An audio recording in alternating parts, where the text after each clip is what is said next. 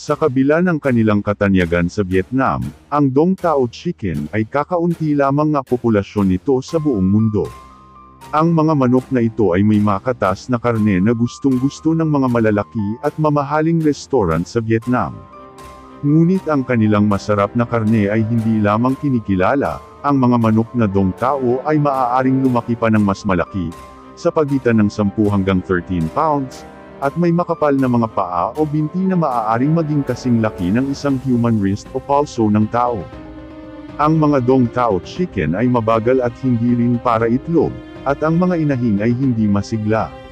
Sa katunayan, ang kawalang ingat at hindi masiglang lahi nito ay nagiging dahilan para masira nila ang kanilang sariling mga itlog.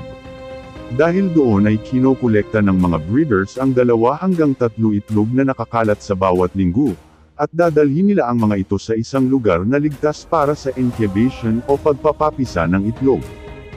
Dahil sa halaga ng karne ng Dong Tao chicken, at dahil na rin sa maliit na populasyon nito, ay mabibili ito sa $2,500 para sa isang pares na Dong Tao chicken.